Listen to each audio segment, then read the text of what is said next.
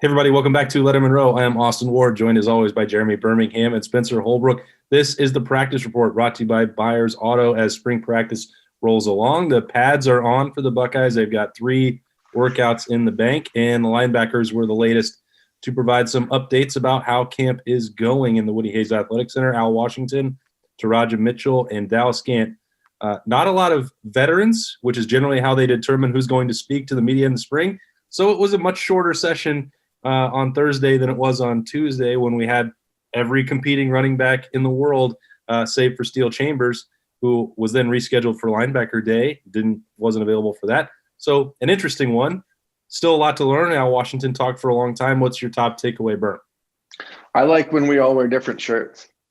That to me is that's to me something that was sticking out to me. I see we're going to start off the rails. So yeah, because a lot of times we wear the same shirts and it looks like we coordinated, but we didn't. And I like today that, you got the retro look on. Spencer and I are wearing different stuff. And to me, that's pretty great. Obviously, other than that, it's that Dallas Gant is not going to be available this spring. That sucks for Ohio State, sucks for Dallas Gant, who's waited for 3 years to get an opportunity to be the starter on the linebacker unit, and now he can't play this spring. And I think, we'll talk about this as we go on, but to me, what is highlighted today is the obvious and glaring need for not just more depth at linebacker, but a game changer at linebacker. And I just don't think they have one on the roster right now. And that's why I think that we're still not talking about the linebacker that's probably going to be there. One of them at some point. I think that there's still 2 linebackers in the transfer portal, and we'll get to that. But whatever. Well, that's to me the takeaway. You're going to tease it, Berm. Just say it. I just still think that they're going to end up with Henry To'oto from Tennessee on this roster at some point. And can you spell it for me? Tootoo. But the point is, I still think that he's going to end up on this linebacker, on this linebacker unit, and I think that the way it looks right now is going to be a little bit different than it does in the summer. Right now, especially when you're taking Dallas Gant out of the equation, this is a very inexperienced Ohio State linebacker crew. Now, that's going to happen anytime you lose 4 seniors, and we've talked about what those guys gave the program for a long time. We've also talked about the patience that a Dallas Gant, Taraja Mitchell, or Kayvon Pope have shown. But man, if you're Al Washington and he didn't dive too far into specifics of the depth chart or who would exactly be where, although we have some educated guesses about how that would look for these guys. But, Gant really last year probably played, more effectively or a larger portion of snaps than any of these other guys, certainly more than Kayvon Pope. Might be close. I guess I'd have to look and compare with Taraja Mitchell. But so now you're taking the top 4, then plus one more guy who played a lot, was effective in that Michigan State game. That's not a way forward. Spencer wrote about this not too long ago that the linebackers are going to be the core part of this if you're going to rebuild the defense. They're so important for what they do. The front 7, they're helping in pass coverage. They're sort of the backbone of the defense. I'm not breaking new ground there, but you cannot be this inexperienced or looking at this level of depth and really accomplish what Ohio State expects on defense. Well, and that's why this spring is so crucial for all these guys, because you look at Cody Simon, Mitchell Melton, they need to get acclimated still after the wild year that they had as freshmen, not really getting the experience that needed to like normal freshmen would. You look at Tommy Eichenberg, who we did get to talk about a little bit with Al Washington, and he sung the praises of Tommy Eichenberg. All those guys have to step up now. And Craig Young, nobody mentioned Craig Young, which is kind of startling to me because he played a lot in that Penn State game early in the season. This room is very talented. We're not questioning the talent in the room, but the experience is a huge question mark. I think if Ohio State's going to make a push for another run at a national championship, they have to become more experienced just through practice reps almost. And that's hard to do. But, Ryan Day talked about ramping up the scrimmage time in practices. That's going to have to increase for this linebacker room if they're going to get better in the spring. And Ryan Day brought up Craig Young last week as a guy that is moving around and playing different spots. And so, naturally, I would have thought that someone would have asked about Craig and his role in a spot that the Buckeyes are obviously trying to give life to, that bullet position or whatever it's called. He might be the most athletically gifted player on the team. And I think that you're talking about a position that, aside from the fact that you lose your 4 guys that have the most minutes, you lose the 4 guys that are the obvious leaders of the team. And I just wonder how easy it will be for a group of young guys to sort of adopt a new leader who doesn't have a lot of experience, because everyone's sort of on the same plane. And I wanted to ask Al Washington that, I wasn't able to for whatever reason. And now we just have to figure that out. You're going to watch these guys try to sort out who the leader is amongst a group when everyone's sort of on the same plane. And I think that losing this spring for Dallas Gant is actually very important for Ohio State. And it's certainly the thing today.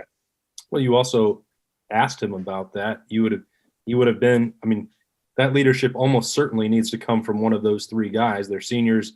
We've talked about their investment and patience and willingness to stick it through the program and then learn from Tough Borland, Justin Hilliard, Karen Browning, Malik Harrison before that on through the years.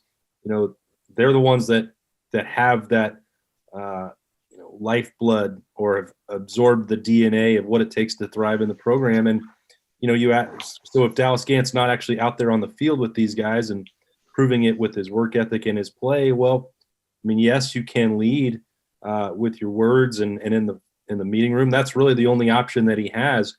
But to do this 2 years in a row now, where Dallas Gant had waited his turn, and then you get through 1 week of spring practice and COVID cancels it a year ago, that development is gone. Those reps are gone. And then you come into this spring and you have the foot injury. Lots of guys miss time with spring. This isn't, something that can't be overcome. But this is 2 years in a row without 15 workouts, without, however many hundreds of reps that he could have got, without the opportunity then to, make a few tackles in the scrimmages that Spencer talked about. This is a big deal for him, especially if what we're talking about with him being a projected starter at middle linebacker, somebody that, I know it's not exactly the same with the way Ohio State uses their linebackers right now, but that is the quarterback of your defense. That's been a long-held cliche. But to take him out of that and all of that he's missing, I really think that's a big deal. Not one that can't be overcome, but Berm, you said it's the number one takeaway. I have to agree. This is not the dynamic that I think anyone would have expected for Ohio State as Al Washington is trying to, reload here. No. Yeah, I mean, what do you do? You have guys like Kayvon Pope who obviously have made plays when he's gotten on the field, but you don't know if he's been able to step up into that leadership role. You know that Taraja Mitchell is that guy, but when he's been on the field, he's been less impactful than Dallas Gant. And so there's this weird imbalance between what has been accomplished on the field and what their personality / leadership role may be in the locker room. And I think in an effective position group, those two things have to level off. I think that the guys who are the leaders have to be your best players and vice versa. And I think right now you look at this spring, and I think as Spencer brought up, it's a huge opportunity for Cody Simon and Mitchell Melton, especially Simon. He's a guy that, I think when I did the class superlatives in the 2020 class, I said he was most likely to be president of the United States. This is a kid that is going to be he's going to be a team captain. He's going to be a guy that is a step up as far as talent and leadership combination. And this is an opportunity for him to really fit into that mold. He played a lot on special teams a year ago, but he's young, and the Buckeyes don't want to rely on these young guys. It's Austin, you've talked about it 1,000 times. If your young guys are being forced to play, it's generally not a great situation. Do you think sometimes that you should lower the bar and not say that they should be the future president of the United States? Like they could maybe just be a congressman. Anthony Gonzalez. I didn't say president of the world. That's the president of the United States. That's a one geographic area. Okay. Well, I didn't say world leader. I do think there's a chance though that Cody Simon just jumps in and is one of those top guys. He's a top 100 prospect. He's not a second-year guy. He's a second-year guy who's starting to really carve out his role. He learned from those guys last year. I think Al Washington really made sure everyone knows that the guys last year really had an impression on all those young guys. It wouldn't surprise me if he's just one of the top linebackers and not just the guy that they are forced to put in the lineup as a second-year guy. I think he's got a good chance to make that jump, and that's why I think he's my bold prediction for the entire spring. I believe he was. The other guy who got a lot of praise, super high praise from Al Washington, was Tommy Eichenberg. He's not someone who has got a ton of attention. He's not one of the shiniest, newest toys. For anybody who's forgot what he could provide the Buckeyes, Burnham, what's Tommy Eichenberg bring?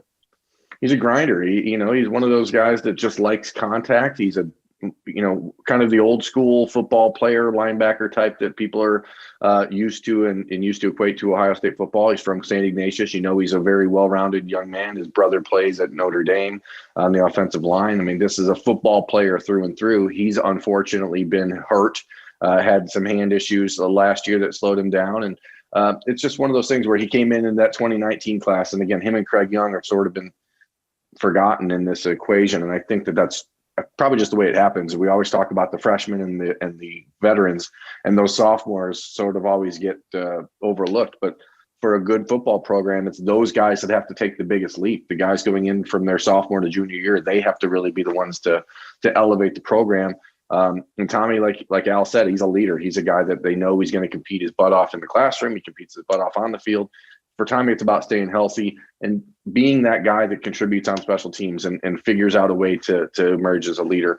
The Buckeyes, one of the linebackers that played a ton last year was Cade Kahursky, who was a walk-on, a preferred walk-on, whose dad played at Ohio State, and Cade tore his ACL in the Michigan State game. So you lose those sort of leaders even on special teams, and now all of a sudden that depth that is just a big question mark finds even more questions. And that's why I'll go back to the front. I think it's important that people not forget that Henry To'o is still out there in the transfer portal. And when we look at the big picture of the linebacker unit, I would be surprised if it doesn't add a player still before summer. Yeah, huge spring, huge summer, huge training camp, all looming here for Ohio State, because eventually Dallas Gant will get back in there. Maybe you'll see a more normal first team unit, but until he does, there's some opportunities for the younger guys. They need to make the most of it. Al Washington back to lead them yet again after turning down Tennessee, which was another long topic of conversation. If you missed that press conference, we stream them all at Lettermen Row right here on our YouTube channel. You can also find that at lettermenrow.com. Catch up with those linebackers there. Ryan Day will be next on Monday, and we will have more Byers Auto practice reports as we roll along through spring with full coverage of Ohio State all year. That's Jeremy Birmingham and Spencer Holbrook. I'm Austin Ward. We will see you next time at lettermenrow.com.